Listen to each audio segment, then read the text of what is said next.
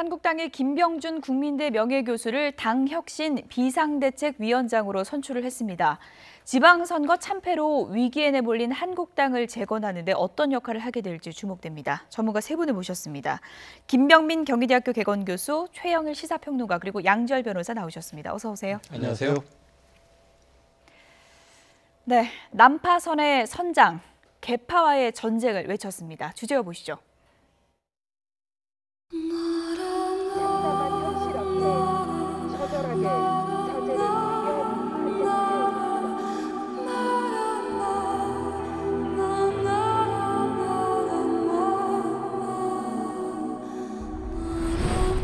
이정미, 도올에 이어서 이제는 또 이국종 교수까지 수술을 하라고 했더니 진짜 외과 의사를 데려다가 저는 그럴 거면 정신과 의사가 필요할 거다 이런 생각입니다. 정신과 의사가 필요할 거다 이런 생각입니다.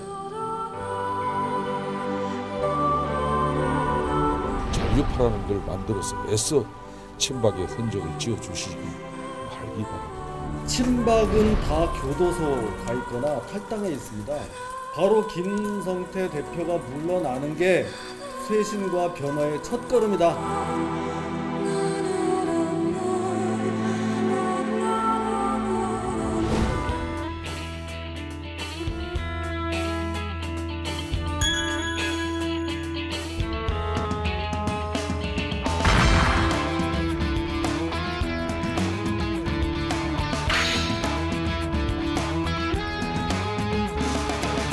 정말 무거운 마음으로 이 소명을 했습니다.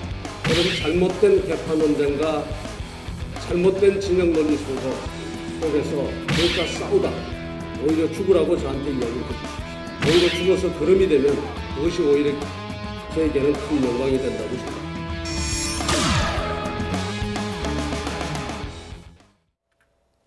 네, 난파선의 선장, 오늘 싸우다 죽겠다 이렇게 얘기를 했습니다. 양지열 변호사님, 무엇과 싸우다 죽겠다는 겁니까?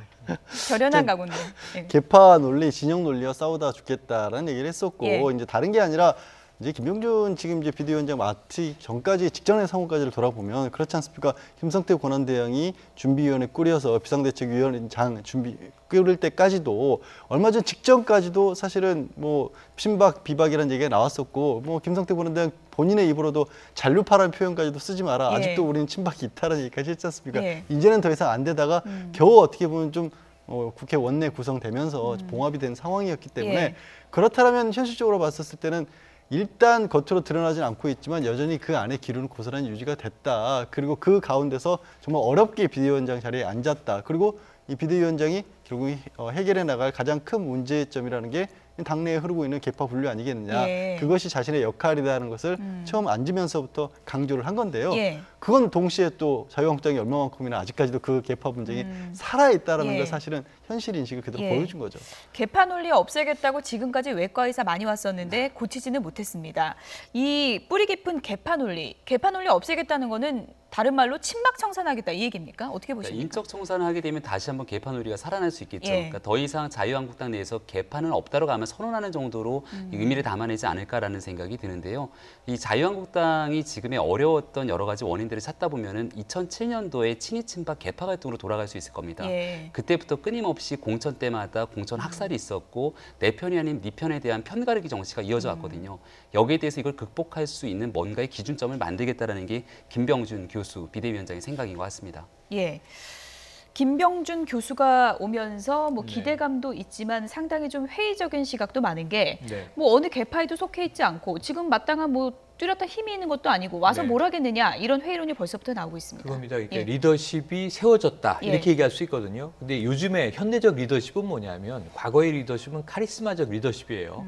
영웅이 등장해서 힘으로 상대들을 제압하고 나를 따르라 이런 거였는데 요즘에 예. 민주적 리더십은 그런 게 아니라 이 펠로우들이 자연스럽게 따라줘야 리더십이 서는 겁니다. 예. 근데 지지자가 따라주지 않으면 리더는 혼자 독야청청할 수 없거든요.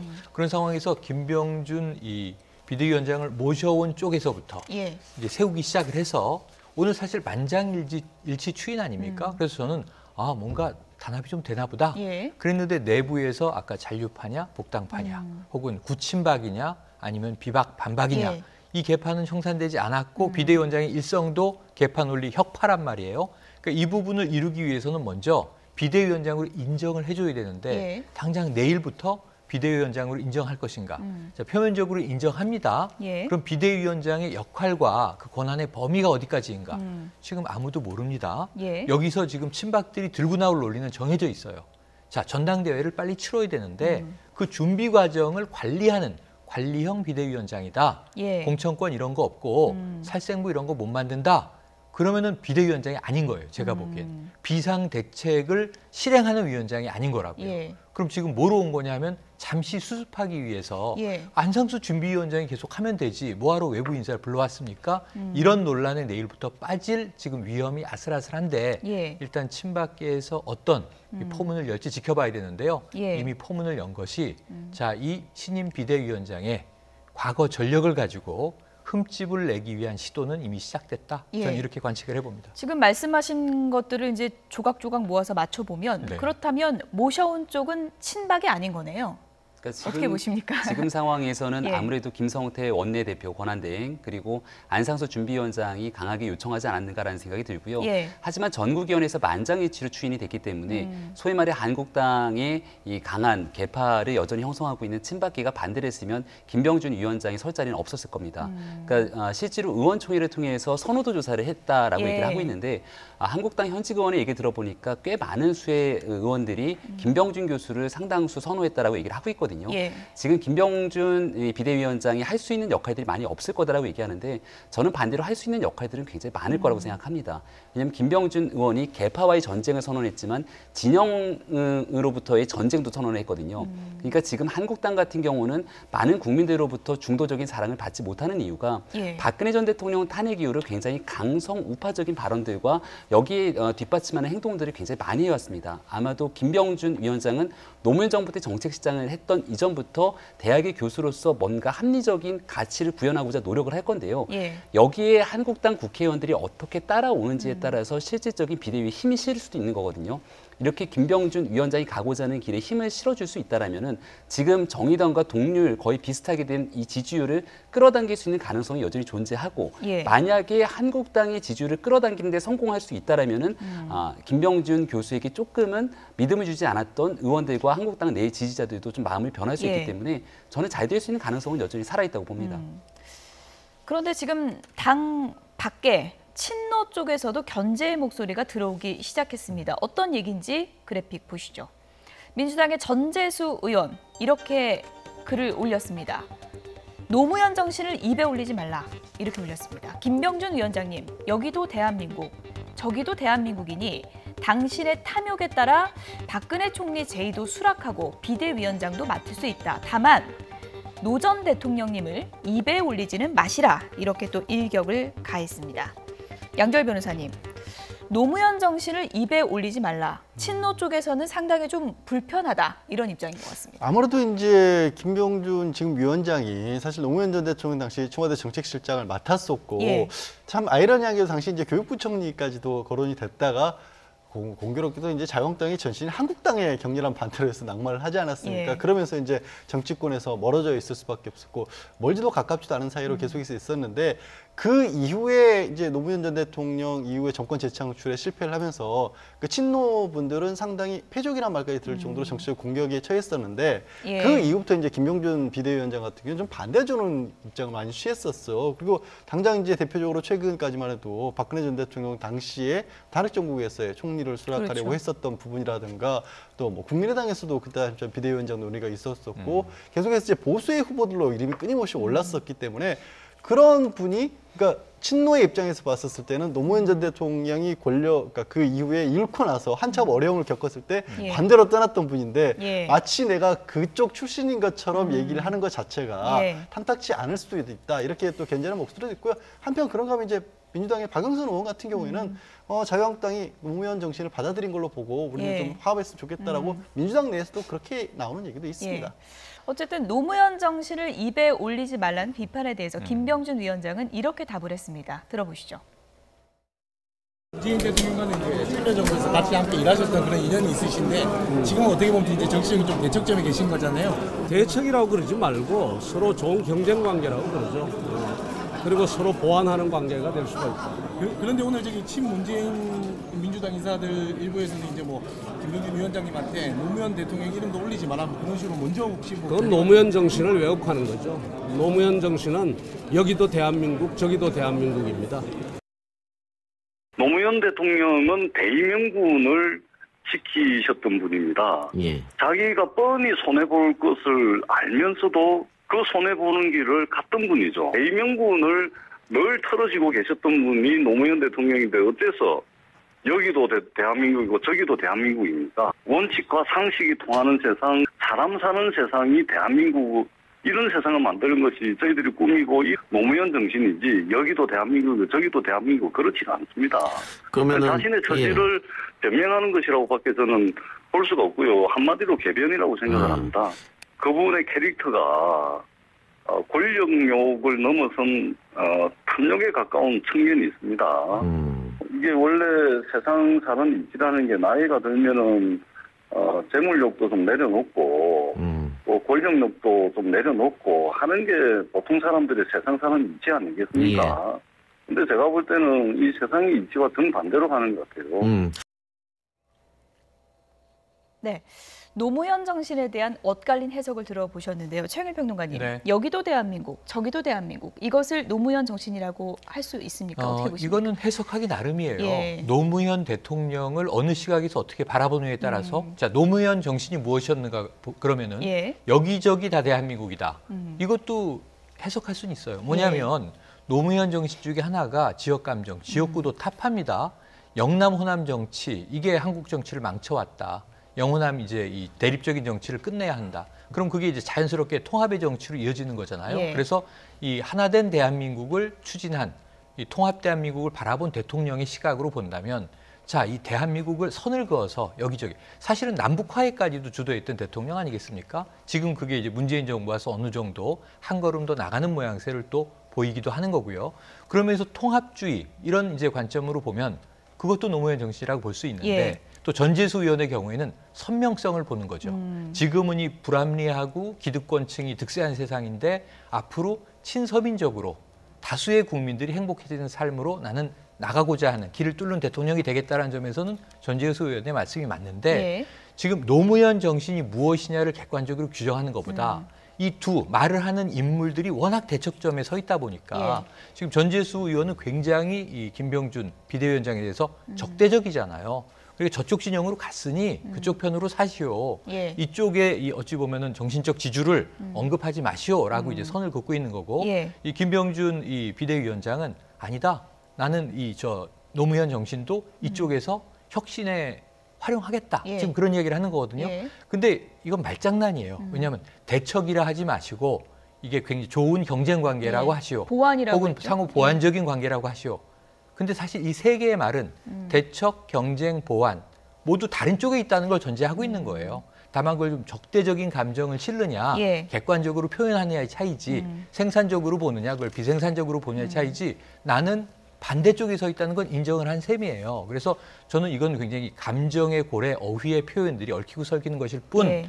이 결국은 남는 과제는 뭐냐면 김병준 비대위원장이 행동하고 가는 길을 국민들이 지켜볼 겁니다. 그리고 이것이 과연 살신성인인지 본인이 이야기한 것처럼 예. 내가 죽어서 거름이 될 수 있다면 나는 이 독배를 마시겠다인지 아니면 정말 권력령을 넘어선 탐욕인지 이건 앞으로 천천히 확인되지 않겠습니까?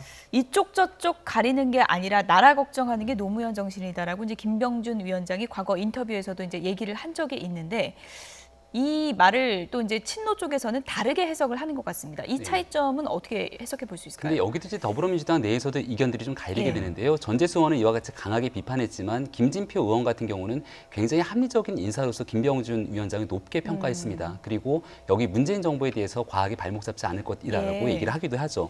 근데 저는 이 죄물과 이 권력 정책에 대해서 탐욕적이다라고 하는 표현들은 사실 좀 받아들이기가 어려운 측면이 있을 것 같은 게 우리 진영을 넘어갔다 그래서 여기에 대해서 굉장히 시작도 하기 전에 폄하하는 모습으로 볼 수 있거든요. 예. 그런 관점에서 본다면 2016년 4.13 총선 과정에서 저쪽 진영에 있었던 김종인 비대위원장을 모셔왔던 더불어민주당의 행동은 어떻게 규정할 것이며 예. 그 당시에 지금 이 반대 진영에 있었던 진영 국회의원 같은 경우는 박근혜 정부를 탄생시킨 주역입니다마는 더불어민주당으로 넘어오지 않았습니까?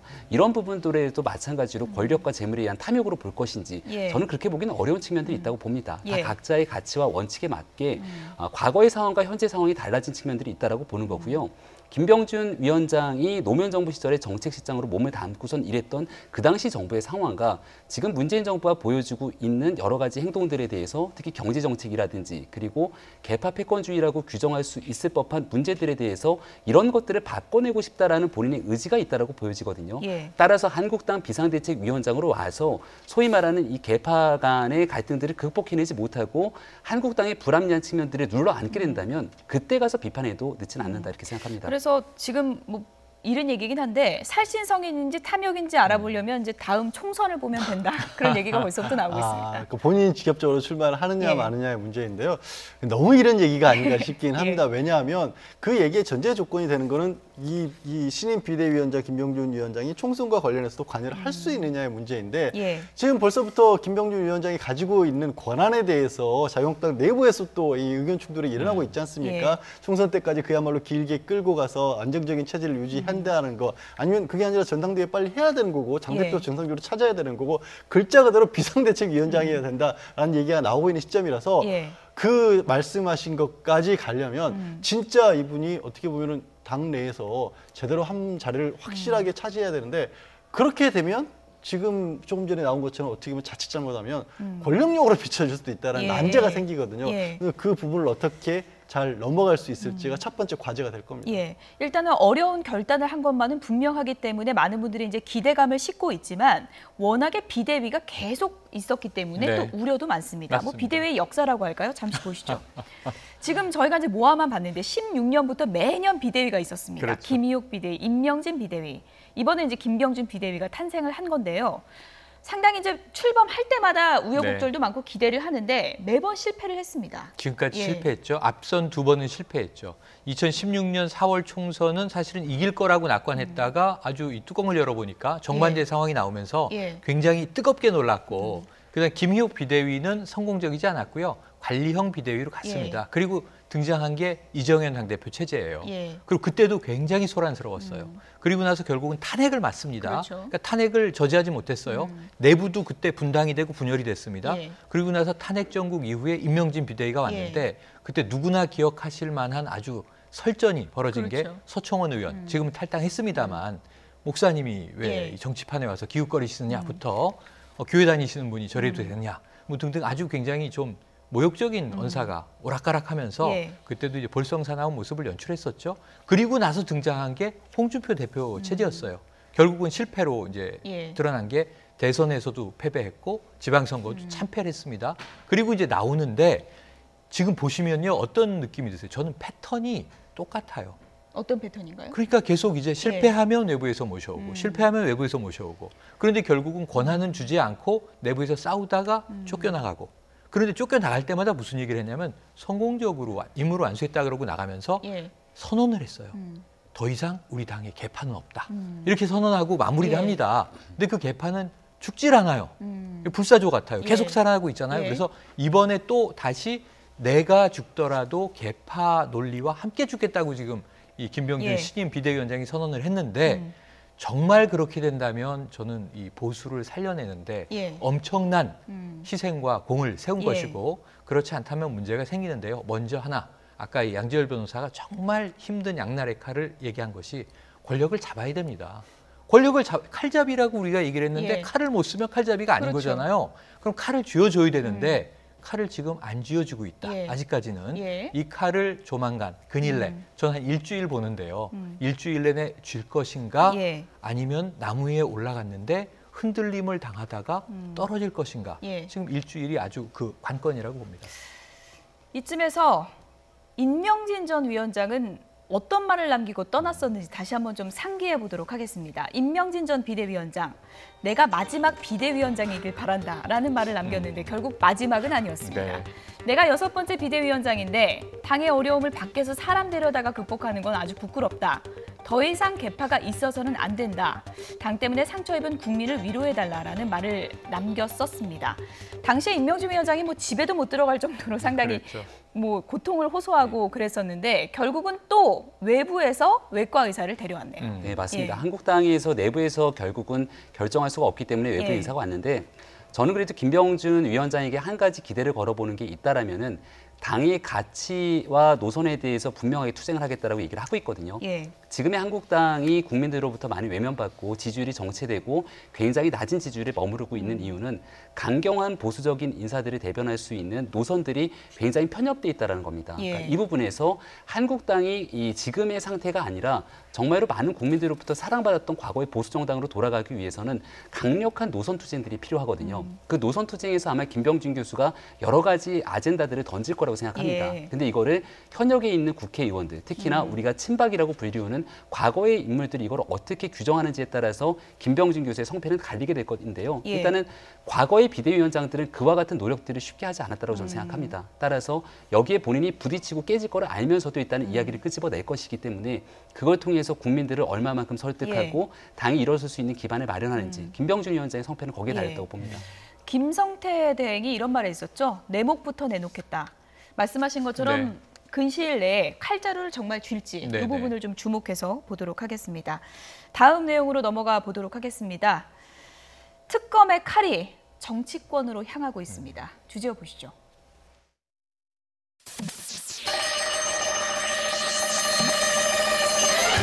인적 증거와 물적 증거를 따라서 증거가 가리키는 방향대로 저희는 수사를 진행할 것입니다.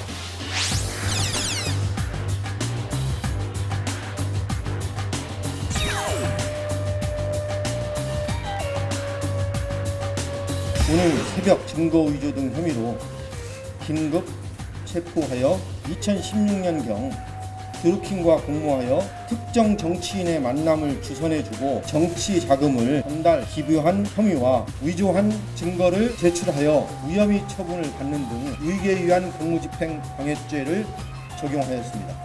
지금 약간 디지털 자료들이 전환되면서 많은데 그거는 이 외용만 보고 어떻게 이게 유의미한지 아닌지 분석을 해봐야 됩니다. 분석을 해야만이 알 수가 있는 거지.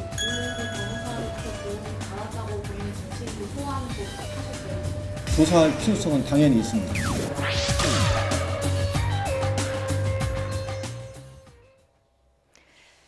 네, 드루킹의 최측근 도 변호사가 긴급 체포됐습니다. 그래픽부터 보시죠. 네, 도 변호사 먼저 간략하게 설명을 좀 드리겠습니다. 필명이 아보카고요. 경공모 핵심 회원입니다. 법률 스텝을 맡고 있다고 하고요. 드루킹이 김경수 지사에게 오사카 총영사직으로 추천했던 인물이기도 합니다. 2016년 노회찬 의원에게 후원금 명목으로 5천만 원을 전달한 과정에 주도적인 관여를 한 것으로 지금 특검은 파악을 하고 있습니다. 양지열 변호사님. 긴급 체포했다. 이거는 어느 정도는 좀 우리가 증거를 잡았다. 이렇게 봐도 되는 겁니까? 그렇다고 볼 수가 있습니다. 예. 일단 특검에서 보고 있는 거는 당시에 이제 2016년에 사실 의정부지청 의정부지검 고양지청에서 수사를 했는데 예. 그때는 노회찬 의원에게 5천만 원이 전달이 됐다라는 혐의를 포착하고 수사를 했지만 실제로 전달은 안 됐었고 5천만 원이 모아지긴 했었는데 내부 검토사 해봐서 안 될 것 같아서 다시 입금을 했다라는 예. 식으로 그때 결론이 내렸었거든요. 예. 근데 이번에 이 도 변호사를 체포하게 된 이유는 뭐냐면 그렇게 5천만 원이 사실 돌아와서 다시 경공모 계좌로 들어온 줄 알았는데 그 계좌 정보가 이 도 변호사가 주도해서 증거를 만들었다라는 겁니다. 아, 그게 이제 증거 예. 위조, 없는 서류를 꾸며냈다라는 혐의를 받고 있는 거거든요. 예. 그래서 지금 이제 말씀하신 긴급 체포를 왜 했냐? 예. 긴급 체포를 하는 이유가 증거인멸 우려가 있었을 때 긴급 체포를 하는데 혐의 사실 자체가 증거인멸인 거예요. 예. 이 경우에는. 그리고 수사를 받는 과정에서 굉장히 심리적으로 좀 불안정한 모습을 보였다고 하는데 그게 두 가지 의미로 해석이 될 수가 있습니다. 하나는 지금 뭔가 신병을 확보하지 않았을 경우에는 뭔가 문제를 일으킬 수도 있다라는 그런 어떤 판단을 했을 수도 있고 두 번째로는 그렇게 불안한 상황이라면 혹시 도주를 할 수 있는 우려도 있다. 그거 두 가지가 도주 우려라는 거, 증거인멸이 다 긴급 체포의 요건이거든요. 근데 이제 이 아보카라는 필명이 아보카도예요. 아, 아보카도입니까? 아보카도입니다. 예. 그렇기 때문에 이제 하나로 연결이 되는 필명이 되는 거죠. 아, 그래서 그렇군요. 이제 아보카도 변호사 이렇게 네, 되는 그렇죠. 겁니까? 아, 예. 예. 식물 이름을 딴 건데 예. 이게 처음에 이제 도 변호사가 이제 총영사로 거론이 됐었을 때는 그다지 핵심적인 역할은 아니었다라는 걸 알려져서 예. 그냥 지난번 경찰과 검찰 수사에서는 참고인 정도로 끝났는데 특검이 들어본 바에 따르면은 실제로는 경북 내에서도 굉장히 핵심적인 인물, 최측근으로 분류가 되고 있고 또 경북모라고는 모임 전체 규모를 놓고 봤을 때 사회적인 어떤 지위, 연령 이런 부분을 따졌을 때 어떻게 보면은 외부에서 뭐 내세워서 뭔가 활동을 하기에는 가장 적당한 인물로 뽑혔다는 거죠. 뭐 변호사이기도 하고 연배도 꽤 있는 편이기도 하고요. 예. 그래서 이제 오사카 총영사로도 추천이 됐던 인물이라서 아마 좀 핵심적인 어떤 여러 가지 얘기들이 여기서 나올 거라고 좀 특검은 기대를 하고 있는 겁니다. 예. 지금 설명을 잘 해주셨는데 그러니까 필명이 아보카도 변호사죠. 네. 아보카도 변호사가 오사카 총영사를 네. 줘라 드루킹이 그렇게 네. 얘기한 거잖아요. 이 그렇죠. 정도면 경공모에서 상당히 뭐 공헌을 많이 했다 이렇게 표현을 해도 될까요? 사실은 그동안에 그럴 것이다라는 추정은 있었어요. 그런데 특이하게도 경공모와 좀 거리를 두고 예. 다른 이유로 이 드루킹과 인적인 관계는 있는데 서로 신뢰가 있었겠죠. 예. 그러니까 오사카 총영사쯤 공직에 집어넣어도 우리를 위해서 뭔가 서로 도움을 주고받을 수 있는 인물 예. 이런 정도로 생각을 했는데 그게 아니라 아예 경공모의 리더 그룹 중에 하나다. 지금 이렇게 이제 확정이 된 것 같습니다. 예. 아보카도라는 이제 필명도 그렇고요, 예. 활동한 것도 그렇고요. 아예 드루킹 경공모의 법률 스텝이다. 그러니까 이제 법률 스텝이라는 표현이 조금 이제 어정쩡하긴 한데 예. 법률 자문, 법률 고문 이렇게 썼을 때는 그 조직에서 상당히 좀 이제 의미 있는 인물일 수 있단 말이에요. 경공모 자체가 네. 상당히 좀 체계적이었던 것 같아요. 체계적입니다. 예. 그러니까 제가 보기에는 적어도 뭐 5인방 안에 들어가거나 넘버 2, 3를 다툴 수 있는 인물일 수도 있고 예. 오히려 드루킹에게 역으로 어떤 영향력을 행사할 수 있는 인물이라고 볼 수 있어요. 그래서 이 아보카도 도 변호사를 집중적으로 특검이 이제부터 신병을 확보한 상태에서 파악하기 시작한다면 조금 더 깊이 있는 내용이 나올 가능성도 있어요. 예. 그동안은 누가 있었냐면 뭐 서육이라든가 우리가 이야기한 그 기술 담당이라든가 예. 뭐 이제 그러한 이제 자금책이라든가 이런 인물들을 팠는데 예. 이제는 이 도 변호사가 핵심 인물로 도마 위에 이제 올라가게 된 것 같고요. 그런데 의외로 또 그동안의 기간 동안 그럼 청와대와 접촉한 정황까지 나왔던 인물인데 어찌 보면 인사 추천이 돼서 이러한 인물을 그동안 뭐 검경이 그냥 방치했겠느냐. 파도 아무것도 안 나온다면 전 아까 특검보인 박상윤 변호사 예. 나오셨는데 말이죠. 예. 브리핑할 게 없다. 체포까지 해서 이 들이팠는데 그러면은 여기서는 문제가 좀 오히려 난관에 봉착할 수도 있어요. 그래서 새로운 단계에 접어들었다 예. 정도는 관측할 수 있을 것 같습니다. 예. 어쨌든 노회찬 원내대표 측에서는 금품을 받은 적이 없다라고 이제 강력하게 부인을 했고요. 얼마 전에 언론 인터뷰에서도 이런 얘기를 노회찬 원내대표가 직접 얘기한 적이 있습니다. 다시 한번 좀 들어보시죠. 거의 그 뉴스 보도로는 의원님이 5천만 원 정도 받은 걸로 나오던데요. 그건 아니고요. 예. 제가 그 취재한 기자한테도 확실하게 얘기를 했고 또 어저께도 제가 뭐 다른 언론사에다도 얘기를 했는데 그쪽으로부터 불법 정치자금 받은 적이 없습니다. 돈을 주고 받을 관계도 아니고요. 네. 예, 받은 적이 그럼 없습니다. 왜 이런 뉴스? 이번 이 드루킹 사건 때문에 알게 됐지만은 작년에 이걸로 그 내부가 예. 검찰이 조사를 받은 적이 있나 봐요. 그 받았다는 것도 이번에 보도돼서 알은 거죠. 아. 그래서 거기서 무혐의 종결된 건데 경공모 모임 내부에서 예를 들어서 노회찬 의원에게 돈을 줘서 뭐 이런 계획이 있었나 봐요. 자기들끼리. 그럼? 그래서 모금을 해가지고 주려고 했는데 법률적 문제 때문에 안 줬다라고 이렇게 돼 있어요. 아. 돼 있는데 하여튼 그 과정 때문에 의혹을 받아가 조사를 받아서 무혐의 종결 처분된 것으로 알고 있는데 그게 다시 지금 또 이렇게 뉴스로 떠오른 거죠. 네, 노회찬 원내대표 그럴 관계도 아니고 돈을 받은 적도 없다 이렇게 이제 강력하게 부인을 했습니다. 김명미 교수님. 네. 일단 노회찬 원내대표는 강력하게 이제 부인을 하고 있는 상황이기 때문에 수사를 해봐야 알 것 같고요. 그런데 드루킹 특검 수사 과정에서 노회찬 원내대표 이름이 왜 계속 나오고 있는 걸까요? 그러니까 이게 2016년 총선 과정에 있었던 일이라고 얘기를 하고 있는 것 예. 아니겠습니까? 그리고 지금 긴급 체포된 것은 결국 그 당시 있었던 수사를 받는 상황에서 증거를 인멸하거나 조작했던 문제이기 때문에 굉장히 심각한 상황으로 볼 수 있는 거죠. 그러니까 노회찬 원내대표도 이야기를 하고 있는 부분들이 예. 그 당시에 돈을 주려고 했었지만 결국은 수사를 받았다가 돈을 법률적인 문제로 주지 않아서 종결된 것으로 알고 있다고 표현하지 않습니까? 예. 근데 그렇게 종결됐던 것이 실질적으로 증거를 인멸하거나 이 조작했던 부분들이 있었던 거고 그것 때문에 긴급 체포가 됐다면 사건의 정황에 대해서 5천만 원을 어떻게 모금했고 그 중간에 전달은 어떻게 됐었던 것인지에 대한 재조사가 아마 들어가지 않을까라는 생각이 들거든요. 예. 그러니까 노회찬 원내대표 입장에서도 이 문제에 대해서 아마도 굉장히 좀 불편한 마음이 있겠습니다만은 최대한 특검의 수사에 협조하는 방향으로 예. 과거에 있었던 모든 총체적 진실을 다 이야기하는 방법이 굉장히 온당하지 않을까 저는 그렇게 생각합니다. 네. 그러니까요. 노회찬 원내대표도 이제 무혐의 종결된 거라고 했는데 지금 증거인멸 혐의로 긴급 체포됐기 때문에 이 사건을 다시 이제 들여다보게 된 거고요. 네. 이 과정에서 이제 관심사는 노회찬 원내대표를 소환할 것인가 이 부분이거든요. 그러니까 지금 일단 여태까지 지금까지 확인된 예. 건 뭐냐면 경고모가 돈을 모았습니다. 예. 그리고 어딘가에 이 돈을 모아서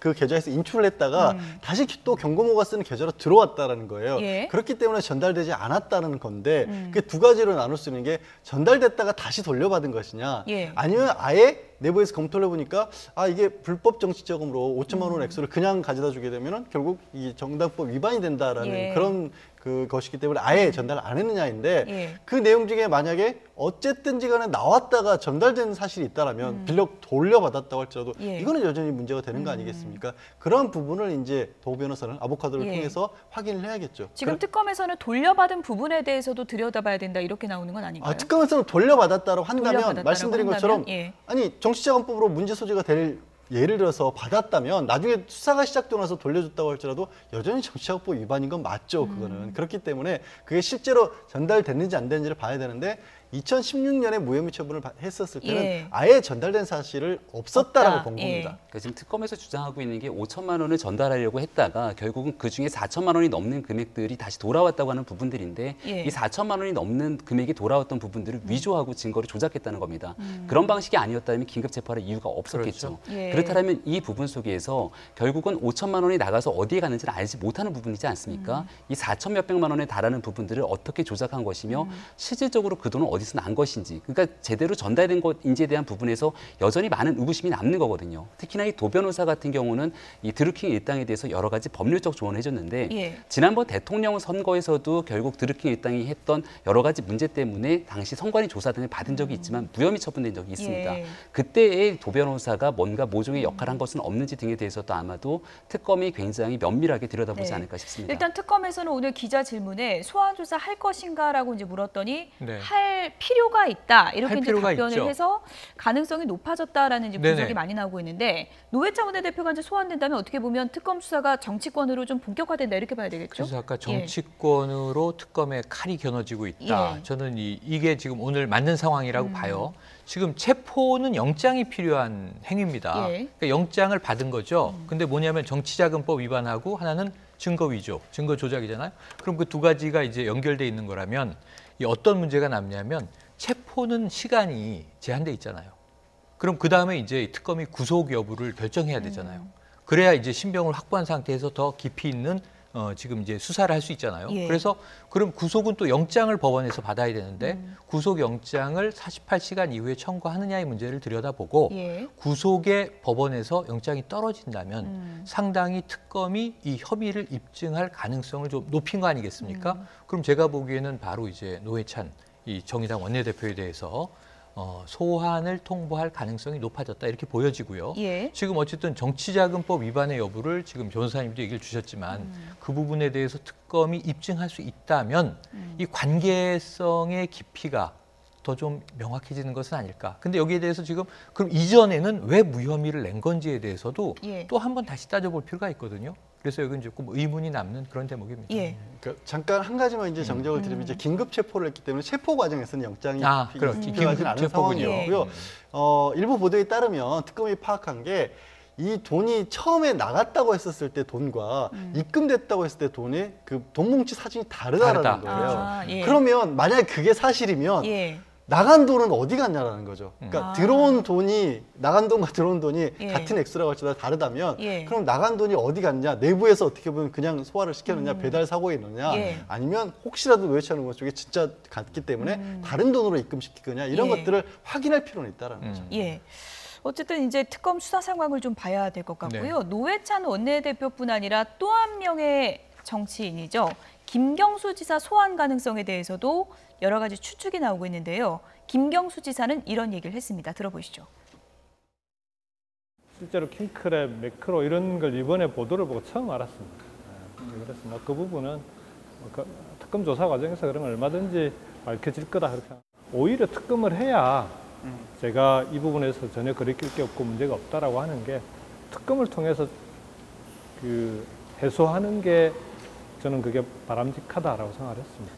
잘못 알아봤다 이렇게 타박하시면 야단을 치면 그건 뭐 충분히 감수할 수밖에 없는 거 아닌가. 가려보기 위해 노력은 하겠지만 그걸 제대로 증거 기간 중에 그렇게 일일이 파악하고 하기는 쉽지 않습니다.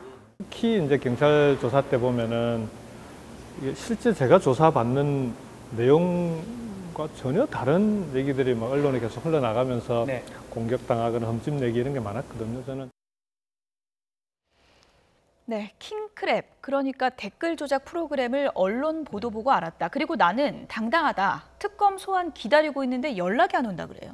예, 왜냐하면 김경수 도지사를 소환하기 위해서는 주변인들에 대한 충분한 조사가 다 마치고 난 다음에 마지막 소환하지 않겠습니까? 예. 지금 이 한모 보좌관, 김경수 지사가 의원 시절 있을 때 보좌관이 실제로 그 드루킹 측으로부터 500만 원의 돈을 받은 혐의가 있고 또 킹크랩을 시연하는 과정에도 함께 있었다라고 얘기를 하지 않습니까? 여기에 대해서 지금 압수수색 등의 굉장히 강도 높은 수사가 진행되고 있는 것 같은데 여기에서 모종의 정황 증거 등을 통해서 만약에 김경수 지사에게 연결고리로 압축될 수 있을 만한 무엇인가가 정리가 되고 나면 그때 이제 소환을 하지 않을까 싶은데요. 일단은 김경수 지사 같은 경우는 시종일관 특검이 빨리 소환해서 여기에 대한 모든 혐의를 좀 벗고 싶다고 얘기하는 만큼 과연 특검이 어느 정도의 증거 등을 통해서 실적을 낼 수 있는 것인지 굉장히 귀추가 주목됩니다. 드루킹 김동원 씨를 오늘도 불러서 이제 조사를 했던데 어떻게 보면 좀 증거를 모아가는 길목이라고 할 수 있겠죠? 일단 두 가지입니다. 지금 말씀하신 것처럼 김경수 드루킹 김모 씨 같은 경우가 킹크랩 시연을 했다, 보여줬다라고 얘기를 하고 있고 주변에 한 4명 정도가 그 같은 자리에 있었다고 얘기를 하는데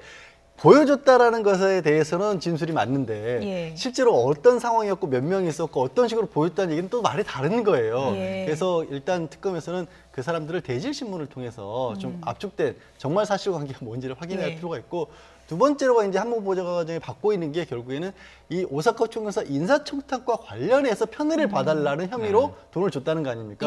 그러면 실제로 편의를 봐주기 위해서 한모 보좌관이 뭔가 행동을 했다라면 김경수 지금 경남지사에게 연결이 되는 거고 그게 아니라 내 차원에서 끝났다고 하면 거기서부터 연결고리가 끊기는 거죠. 그런 부분들은 이제 김경수 지사는 나름의 자신감을 가지고 있기 때문에 서둘러 달라고 하는 건데 특검 입장에서는 이런 것들을 확보하지 않은 상태에서 김경수 지사를 부를 수는 없는 거 아니겠습니까? 끝으로 간략하게 이 부분을 좀 짚어볼게요. 특검마다 이제 수사 스타일이 다 있는 거잖아요.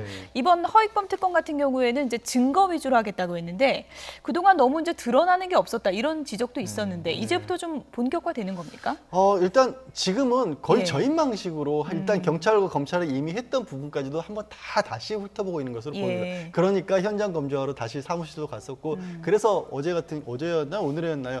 이 출판사에 썼던 사무실에서 짐 빼놓은 창고까지도 다시 한번 또 훑어보는 작업을 했기 때문에 거기서 이제 유의미한 증거들이 얼마만큼 나오느냐가 특검이 새로운 성과를 올리느냐 아느냐가 좌우될 겁니다. 오늘 긴급 체포 카드를 꺼내든 허익범 특검 앞으로 수사가 좀 순풍을 탈지 난항을 겪을지 이 부분은 저희가 지켜보도록 하겠습니다. 끝으로 좀 황당한 사건 얘기를 저희가 좀 해봐야 될 것 같습니다. 광주에 있는 한 고등학교에서 시험지가 전 과목이 유출됐습니다. 어떻게 된 사건인지 그래픽으로 간략하게 먼저 좀 설명을 드리겠습니다. 엄마가 의사인데요. 내 아들 의대 좀 보내보려고 시험지를 빼돌렸습니다. 광주에 있는 고등학교 고3 엄청난 일입니다. 전 과목 시험지가 유출이 됐는데요. 의사인 학부모 신모 씨가 학교 운영위원장을 맡으면서 여러 곳에 좀 영향력을 행사해 오다가 행정실장 김모 씨와 중간 기말고사 시험지를 통째로 빼돌렸다고 합니다. 한두 번도 아니고 중간 기말고사에서 전 과목을 빼돌렸다. 이거 엄청난 일이 아닙니까? 그러니까 이게 수사에서 확대된 건데요. 예. 처음에는 지난 7월 2일 날 예. 중간고사를 앞두고 이제 고등학교 다 이제 방학 들어가기 때문에 이번 주에 예. 중간고사를 7월 초에 쳤죠. 7월 2일 날 5과목의 시험 문제가 유출됐고 그걸 이 학생이 활용한 것으로 알려졌는데 수사의 결과는 더 놀라웠던 것이 전 과목이 유출됐다. 전 과목은 9과목입니다. 예. 그런데 이번 기말고사만이 아니라 그 이전 중간고사도 4월입니다. 그럼 거슬러 올라가면 그때도 유출됐다. 예. 그럼 이게 다겠는가? 그 전에는 이제 물음표가 남는 거죠. 예. 그런데 참 여기서 저는 가슴 개탄할 일이 두 가지입니다. 학생이 성적 스트레스를 받다가 몰래 훔쳐나가도 이건 우리가 퇴학을 하고 예. 그래서는 안 되는 것이야. 그리고 우리가 치리를 해야 되는 상황인데 학부모, 이 아이를 책임지고 가르쳐야 하는 학부모와 학교, 물론 이 교사가 아니고 행정실장은 교직원입니다. 예. 그럼에도 불구하고요. 내후년에 정년퇴직을 바라보고 있는 관록 있는 교직원입니다. 이러한 두 사람이 공모를 합니다. 한 아이 때문에 예. 완전히 그릇된 방식으로 이건 성적을 올려주려는 문제가 아니라 이 아이의 인생을 망치려고 작정을 한 것 같아요. 예. 결국은. 아니 그러니까 부모가 의사인데 아이를 꼭 의사를 만들겠다고 이 성적이 안 되거나 적성이 다르거나 한 아이를 강제적으로 그런데 이 또 어머니가 최소한의 이 자식에 대한 양심이 있었던 것 같아요. 이거 시험 문제야 이렇게 준 게 아니라 기출 문제, 족보라고 이야기를 하면서 줬어요. 예. 스스로 또 컴퓨터에서 정리를 했다고 예. 합니다. 족보니까 이거 공부해. 근데 이 아이는 또 의리가 있는 아이였나 봐요. 친구들하고 그걸 공유한 것 같습니다. 예. 그러니까 이게 일파만파 이게 뭡니까? 이 아이가 입은 상처. 예. 사실 본의 아니게 시험지 도둑이 돼서 점수를 좋게 맞은 이 아이와 예. 그 친구들과 이 학생들을 정말 저는 파탄냈다고 예. 보고요. 대한민국의 근간 그게 뭐냐 공정성이죠. 이걸 허물어뜨리는 예. 이 어머니가 학교 운영위원장을 맡고 있었다. 예. 이건 이 생선을 맡은 두 고양이가 정말 해서 안 될 짓을 저지른 그런 행위로 보여집니다. 아들을 의사로 만드는 게 아니라 뭐 도둑을 만들었다고 그렇게 이렇게 돼버린 표현할 거죠. 수 있을 것 같은데 그야말로 007 작전입니다. 함께 보시죠. 어떻게 빼돌렸냐? 이게 이제 상당히 좀 궁금하실 것 같은데 학부모 신 씨가 시험지 유출해달라 하니까 행정실장이 직원 다 퇴근하고 열쇠로 등사실 들어가서 기말고사 전과목 시험지를 유출합니다. 이제 다 복사를 했다고 그러고요. 시험지 전부 복사해서 원본을 다시 등사실에 넣어놨고요. 오후에 이제 카페 근처에서 이제 차에 타 있고 엄마가 이렇게 복사본을 쓱 전달했다는 거잖아요. 그리고 이제 말씀하신 것처럼 컴퓨터 문서 작업통에서 이걸 다 이렇게 또 워드로 쳤다 그래요. 네. 그런 다음에 아들에게 시험 족보 엄마가 얻어왔어 이러면서 이제 줬다는 건데 그야말로 이거는 정말 잘 짜여진 시나리오다 이렇게 볼 수 있지 않습니까? 치밀한 범죄라고 볼 수 있는데요. 범행이 이렇게 하루 전에 카페에서 만나서 둘이 30분 동안 이 범행을 공모 논의했다고 합니다. 그리고 지금 이 사건이 밝혀지게 된 것은 그나마 아들이 친구와 이 족보를 나눠보기 시작하면서 여기에 대해서 문제가 너무 똑같으니까 문제를 제기하면서 있었던 것이거든요. 그러니까 말 그대로 기말고사 같은 경우는 여러 친구들이 함께 있기 때문에 지금 기말고사를 전부 재시험을 치러야 된다고 합니다. 그렇죠. 이 학부모 한 명의 문제 때문에 전체가 재시험을 치르게 되고 아들은 학교를 자퇴한다고 얘기를 해요. 근데 지금 광주 지역 일부에 있는 학부모들이 들끓고 있는 이유는 앞서 평론가님도 얘기했지만 이게 비단 기말고사, 중간고사 단 이번만의 문제겠느냐라는 얘기가 계속 또 나오는 거거든요. 우리가 정확하게 촛불정신 얘기하는데 과거에 있었던 박 전 대통령 탄핵의 촛불이 어디서부터 시작됐는지 봐야 돼요. 바로 이 정유라에 대한 대학에서의 입시 농단부터 이 문제가 불거졌는데 그렇죠. 대학에서 학점을 조금 더 잘 주기 위해서 교수들이 노력했던 부분들 때문에 대다수가 이 부분으로 사법적 처리를 받습니다. 이거는 학점을 조금 더 잘 주기 위한 문제보다는 이게 바로 대학 입시와 직결될 수 있는 상황이기 때문에 훨씬 더 공정의 문제가 큰 거거든요. 그리고 여기에서 이 행정실장이 이와 같은 엄청난 위험 부담을 감수하고 시험지를 빼돌려서 학교의 운영위원장이 건넸을 때는 모종의 대가성이 있을 거라고 합리적인 의심을 할 수밖에 없기 때문에 이게 비단 이번 한 번의 문제겠느냐, 금품 등이 오간 흔적들은 없는지에 대해서 굉장히 정밀한 수사가 요구되는 상황인 것 같습니다. 학교 다닐 때 좀 기억을 해보면 고3 7월이면 상당히 예민하고 민감할 때잖아요. 지금은 수능 시작입니다. 더 빨라졌기 때문에. 그러니까 사실 수시가 지금 들어가는 상황이에요. 그럼 지금 이게 고3이란 말이에요. 이 지금 성적이 물론 요새 학생 종합부냐 아니면은 뭐 수능이냐 아니면은 이제 과거처럼 학력고사로 돌아가지 이런 분도 있지만 지금 이 기록들이 모두 다 날조된 것일 가능성이 있다. 그럼 저는요 이게 왜 대한민국의 근간을 흔든다고 말씀드렸냐면 이 학교뿐이겠는가까지 또 의문이 퍼져요. 예. 다른 학교도 혹시 좀 유력한 학부모와 내부자가 공모하면 이런 식으로 유출됐던 곳은 예. 없는 것인가? 그럼 만약에 누가 청와대 또 민원 게시판에 올려서 모든 고등학교 시험을 전수조사해 주십시오 하면 무슨 난리가 나겠습니까? 그러니까 이게 정말 대한민국 근간을 흔드는 거거든요. 좋은 대학에 자식을 집어넣는 것이 중요했던 시절을 우리가 통과해 왔기 예. 때문에 이거 어쨌든 좀 핵심적인 대책을 당국에서 내놔야 할 것 같습니다. 예. 경찰과 학교 관계자는 어떤 얘기를 하는지 잠시 좀 들어보시죠. 2018학년도 기말고사 및 중간고사 시험지도 유출되었음이 확인이 되었고 저희 경찰은 관련자 의혹 및 금품 수수 여부에 대해서도 철저히 수사하도록 하겠습니다. 모두가 지금 힘들잖아요. 학년 때문에 지금 모든 우리 행정실 직원도 지금 피해자이고 학생도 피해자고 저도 피해자고 우리 아이들 좀 보호 좀 해주세요. 우리. 네. 다른 학생들이 무슨 죄입니까? 이거 지금 재시험까지 치러야 되는데 이거 처벌은 어떻게 되는 건가요? 그 엄마의 경우에는 어떤 혐의가 지금 적용이 될 수 있는 건가요? 업무방해의 공범으로 처벌을 예. 받을 겁니다. 그러니까 이화여대 국정농단 얘기를 했지만 이화여대 교수들이 다 그 혐의로 처벌을 받았지 않습니까? 예. 학생들은 기말고사에 한해서 다시 시험을 쳐야 한다고 했고요. 사실 이제 처음에는 5과목으로 알려졌기 때문에 예. 이미 월요일에 5과목을 저는 친 걸로 알고 있거든요. 그런데 지금 경찰 수사 결과 전 과목으로 늘어났기 때문에 나머지 4과목도 다시 시험을 쳐야 하는 상황인데 또 방학도 해야 되는데 방학이 중요한 게 아니라 잠깐 얘기 나온 것처럼 사실상 지금 대학 입시 시작된 상황에서 예. 시험을 2번씩 본다는 것 자체가 어마어마하게 어떻게 보면 그때로서는 심각한 어떤 피로도를 주는 그렇죠. 거거든요. 이 불이익을 어떻게 보면 산술적으로 계산할 수도 없는데 피해는 분명히 있고 예. 이걸 어떤 식으로 배상을 해줘야 될까요? 저는 그 부분도 참 걱정스럽습니다. 중간고사도 그렇다 그러면 한 학기 전체가 지금 다 시험이 엉망이 되는 근데 거잖아요. 중간고사가 유출이 됐다 그러면 중간고사 같은 경우는 범위의 문제도 있을 수가 있고 예. 그러면 이 학생 걸 빼고 치러야 되는 건지 그럼 이 학생이 좀 다른 학생들에게 몇 명이나 보여주는지 그렇죠. 확인해서 그 다른 학생들을 빼야 되는 그럼 다른 학생들은 지금 뭔가 잘못됐다는 건 모른 채로 봤던 것뿐인데 그걸 또 빼야 될 것인지 이런 예. 문제가 있어서 또 말씀드린 것처럼 시간은 값 하루하루 지나가고 있어서 이거를 어떻게 처리해야 될지 모르겠지만 어쨌든 가장 중요한 것은 학생들이 피해를 최소화할 수 있는 방법을 예. 빨리 학교하고 당국에서 말을 해야겠죠. 근데 이게 들여다볼수록 그 애끓는 모정에 뭐 한 번 실수한 게 아니라 1학년 때부터 학교 일을 계획적으로 좀 도맡아 하면서 이런 그렇죠. 시험지 관리가 좀 부실한 거를 미리 좀 알고 시나리오도 미리 맞추고 이렇게 네. 너무 계획적인 어떻게 보면 범행인데 이런 것도 좀 가만히 됩니까? 추가 수사를 해봐야 될 가능성이 예. 있어 보이는 게 말씀하신 것처럼 학교의 요직을 얻은 것도 그렇고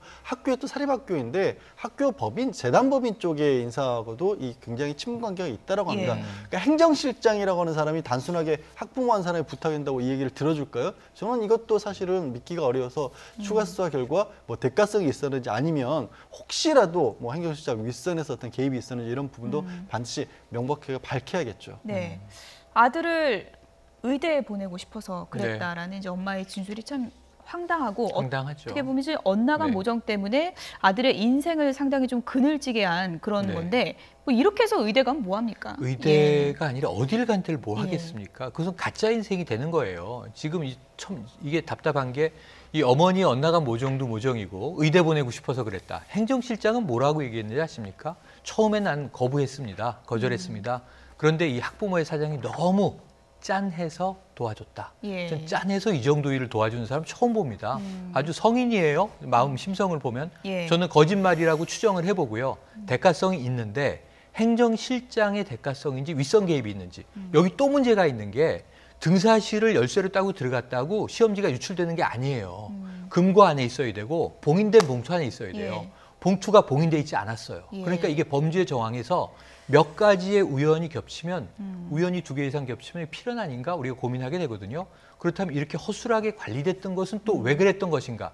의심은 끝이 없고 아까 예. 말씀하신 대로 자 중간고사까지 빼돌렸다는 게 확인됐는데 그러면 지난해로 넘어가서 만약 2학년 때 성적도 1학년 때 성적도 조작이라면 이게 큰 문제가 내신이 반영되잖아요. 대부분의 대학에. 그렇죠. 내신 성적 자체에 지금 서열이 왜곡됐다면 불이익을 받는 학생들의 이 손해배상 청구에 대해서 어떻게 대응을 할 거냐. 학교가 또 교육청이 정말 골치 아픈 문제가 터졌다고 봅니다. 예. 내 아들 의대 보내보려다가 다른 학생들에게 큰 상처도 주고 또 내 아들 인생까지 또 망쳤습니다. 그늘지게 하게 됐습니다. 씁쓸한 사건입니다. 김병민 경희대학교 개건교수, 최영일 시사평론가, 양지열 변호사 세 분이었습니다. 고맙습니다. 고맙습니다.